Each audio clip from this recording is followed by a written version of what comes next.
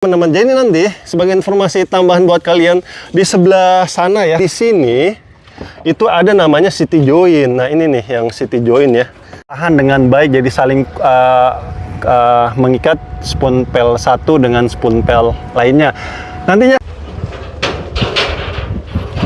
Assalamualaikum warahmatullahi wabarakatuh. Halo teman-teman, apa kabar kalian semuanya? Mudah-mudahan kalian pada sehat ya, amin. Kembali lagi sama saya Abdul Fattah Arifin, dan kali ini kita kembali berada di pesisir pantai ya, untuk melihat kegiatan pemerintah kita di bawah Dinas Sumber Daya Air DKI Jakarta dalam penanggulangan banjir, teman-teman. Seperti kita ketahui, permasalahan utama saudara-saudara kita di pesisir utara Jakarta ataupun barat ya, yaitu banjir rob. Maka dari itu Dinas Sumber Daya Air DKI Jakarta hadir untuk menyelesaikan permasalahan banjir tersebut. Nantinya teman-teman, di pesisir pantai Jakarta ini akan ditanggul kurang lebih 46 km, di mana saat ini sudah dilakukan penanggulan kurang lebih 12 km, dan penanggulan ini sudah berjalan dari tahun 2017 hingga saat ini, teman-teman.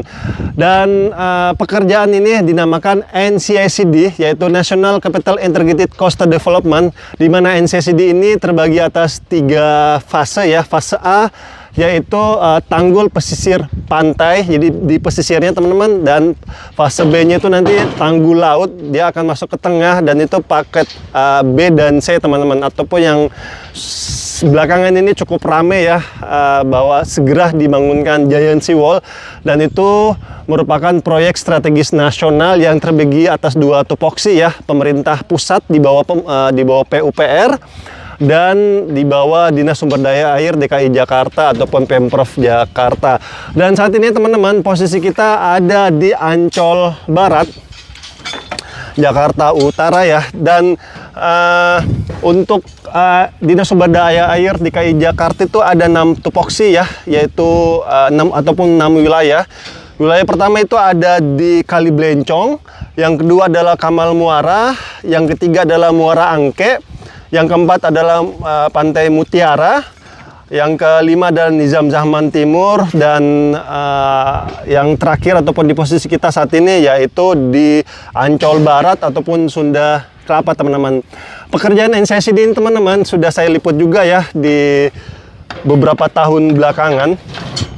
Kalian langsung masuk aja ke playlist dari channel ini dan kalian pilih Tanggul Laut. Di situ kalian bisa lihat ya, 6 wilayah yang saya sebutkan tadi sudah dilakukan penanggulan. Yang masuk tupoksi Dinas Sumber Daya DKI Jakarta saya sudah liput di situ juga, termasuk yang punyanya PUPR, teman-teman, ataupun pemerintah pusat ya. Oke, di video sebelumnya kita hanya melipir di pinggir ya. Saat ini saya akan mengajak kalian langsung masuk ke tengah ya, untuk melihat kegiatan teman-teman dari teman-teman proyek ya. Nantinya teman-teman, penanggulan ini akan sejauh 1,2 km ya dari Hasahimas. Dari sana ya, melalui drone mungkin kalian bisa lihat. Dari Hasahimas itu nanti akan ditanggul, itu terus lurus menuju ke sisi mana ya? Sebelah sana timur, berarti sebelah barat ya, ataupun tenggara mungkin ya, di samping. Ini akan lurus terus dan berbelok menuju ke Marina Batavia ya, pelabuhan Marina Batavia, seperti itu. Dan penanggulan ini akan terus berlanjut, teman-teman. Jadi nanti sebagai informasi tambahan buat kalian, di sebelah sana ya, itu sudah dirapikan oleh teman-teman proyek. Itu akan masuk ke paket 2-nya dari Ancol Barat ini. Jadi sedang on progress, kita tunggu ya. Dan itu juga masuk tupoksi dari Dinas Sumber Daya Air DKI Jakarta. Nah, mungkin kalian mau tahu juga ya, tinggi dari borpel ataupun spoon pel ya, teman-teman ya, lebih tepatnya sih spoon pel ya. Spoon pel ataupun paku bumi ini ya, yang turun ke bawah ataupun tanggul ini, itu sedalam 24 km, 24 km lagi. Jauh banget ya. Wait a minute. Who are you? 24 meter teman-teman. Habis itu dengan kedalaman masuk ke dalam bumi ya, itu sekitar 18 meter dan sisanya sekitar kurang lebih 6 meter sampai 5 sampai 6 meter itu dia ada di elevasi paling maksudnya maaf di atas air ya. Saat ini sedang rob sebenarnya teman-teman, kalau kalian mau tahu ya. Makanya kalau kita lihat ya dari atas, dari ini paling sekitar 2 meter atau 3 meter. Tapi nanti ini kalau misalnya lagi surut ini ketinggiannya kurang lebih 5 meter ini teman-teman di atas air. Dan juga mungkin kalian menanyakan, Bang, ini kan Spoontail bentuknya bulat ya, bulat, dan bagaimana mengantisipasi agar tidak terjadi rembesan dari pembangunan ini? Nah, teman-teman, jadi di sini itu ada namanya city join. Nah, ini nih yang city join ya. Mana ya? Kelihatan nggak nih kira-kira nih? Mungkin dari drone atau dari sini. Nah, itu ada di tengah-tengah. Itu namanya city join. Itu berfungsi untuk pengikat dari mengikat antara Spoontail satu dengan Spoontail yang lainnya. Dan juga di situ dimasukkan beton vlog K600 ya, yang sangat cair sekali untuk masuk di sela-sela dari city join ini, sehingga insya Allah bisa dipastikan ya tidak akan terjadi namanya rembesan dari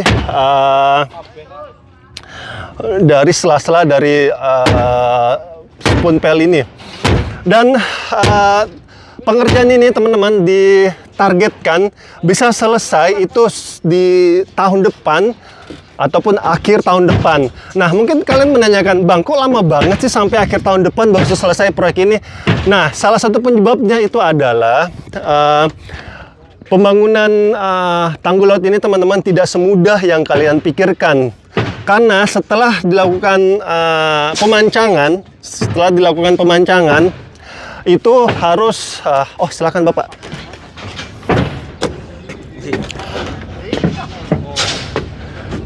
Setelah dilakukan pemancangan teman-teman, itu dibutuhkan namanya balok kempimbib. Nah, inilah di atas inilah yang namanya balok kempimbib yang berfungsi untuk menambah kekuatan Spoontail satu dengan Spoontail yang lainnya, dan untuk mengikat pastinya ya. Nah, untuk pembuatan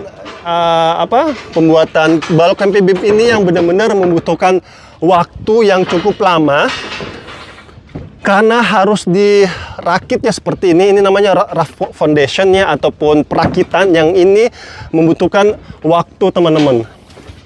Dan juga setelah saya tetap harus berhati-hati.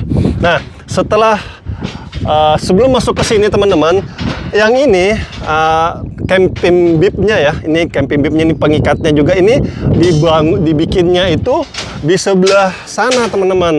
Sebelah sana ada pabrikasinya, itu dirangkai sedemikian rupa. Habis itu dibawa menggunakan takbut ya ataupun kapal. Habis itu diinstallah di tempat ini. Jadi prosesnya ini sangat banyak sekali. Jadi tidak semudah itu Ferguson membangun tanggul pesisir pantai ya. Jadi sangat wajar sekali membutuhkan waktu yang cukup lama. Dan sudah ini dari sana sudah dirakit ya untuk camping bibnya. Habis itu di rough foundation ulang lagi karena untuk menutup ya bagian atasnya untuk saling mengikat lagi, dan barulah dilakukan pengecoran. Nah, salah satu contoh pengecoran yang sudah dilakukan itu di sebelah sana mungkin ya. Dari drone kalian bisa lihat sebelah sana sudah dilakukan pengecoran teman-teman. Dan itu katanya besok itu akan backcasting ataupun papan-papannya ya itu akan diangkat seperti itu. Dan alhamdulillah ya, pemerintah kita sebentar lagi insya Allah teman-teman kalian sudah ini ya lihat di berita mungkin ya, sudah masuk ke media massa bahwa insya Allah sebentar lagi Giant Sea Wall itu akan segera dibangun ya, dan ini masuk prioritasnya Pak Prabowo ya, presiden kita yang baru saat ini. Itu akan diprioritaskan untuk dibangun Giant Sea Wall. Nah, Giant Sea Wall ini nanti dia akan masuk ke tengah laut teman-teman, untuk membendung aliran laut yang terus harinya terus naik ya, 12 setiap tahunnya itu terjadi peningkatan air laut karena disebabkan juga kutub utara dan kutub selatan terjadi terjadi pencairan. Dan oh iya, satu lagi teman-teman, saya lupa kasih tahu kenapa penyebabnya itu lama, karena salah satunya juga setelah dilakukan spoon pel itu bagian atasnya itu harus dihancurkan teman-teman. Nah ini nih, dihancurkan secara manual. Ini juga salah satu penyebab kenapa prosesnya hampir 2 tahunan ya, dari tahun ini pengerjaan sudah dikerjakan dari awal tahun ya hingga saat ini, dan ditargetkan akhir tahun depan. Karena ini setelah dilakukan spoon pel pemancangan, maka itu bagian atasnya akan dihancurkan secara manual. Nah ini lagi pasti kalian akan menanyakan, kenapa dihancurkan secara manual abang? Kan sekarang teknologi semakin canggih, kenapa nggak menggunakan ekskavator breaker ya? Nah teman-teman, kalau menggunakan ekskavator breaker ini bisa rubuh bisa ambruk teman-teman ya, karena kekuatan dari ekskavator itu sangat besar sekali, sehingga ketika di breaker dihancurkan pakai ekskavator breaker itu ini miring, pasti spoon pelnya akan miring dan akan mengakibatkan ya nggak selesai nih proyek ya. Iya ya, jadi ya seperti itulah penyebab ataupun penyebab dan alasan-alasannya mungkin ya, bukan penyebab sih, sama aja ya, sinonim ya. Alasan-alasannya kenapa pengerjaan spoon pel ini cukup rumit ya, dan membutuhkan ketelitian yang bagus ya, sehingga pengerjaannya itu tidak ada yang sia-sia pastinya. Dan mungkin kalian menanyakan juga ya, ini pertanyaan-pertanyaan yang sering muncul di kolom komentar, Bang, itu kenapa sih nggak dibuatkan namanya mangrove ataupun tidak ditanam mangrove?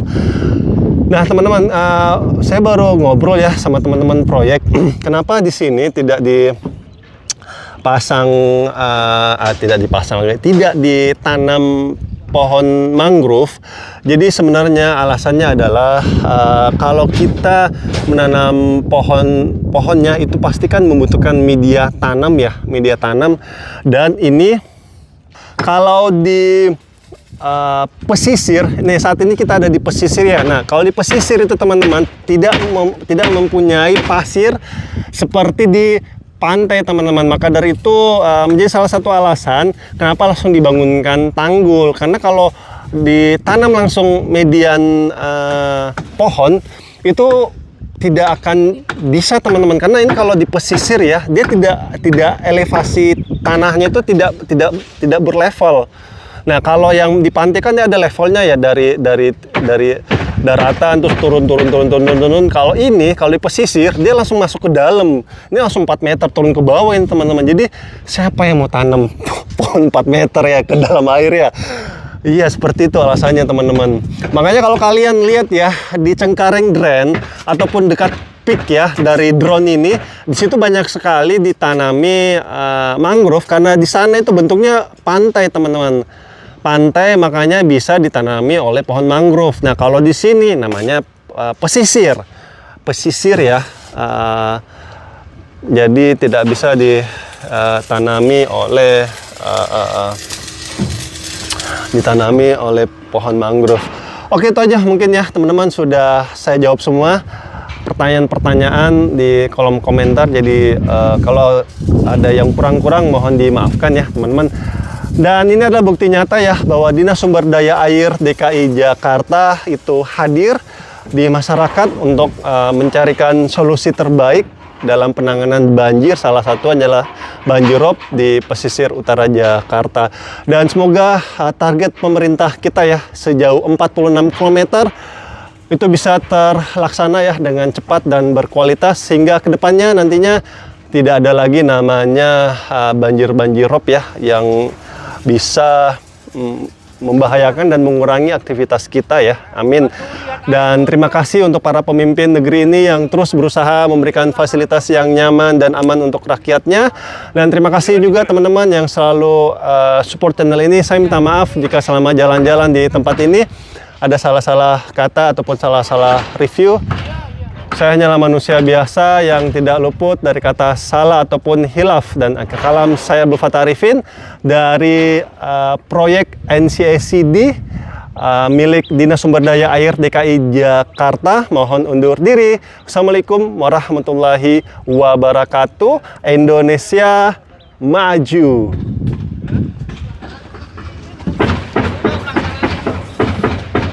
Bang.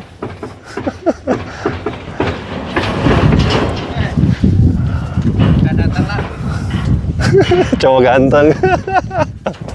Bang. Gimana? Sehat bang, alhamdulillah.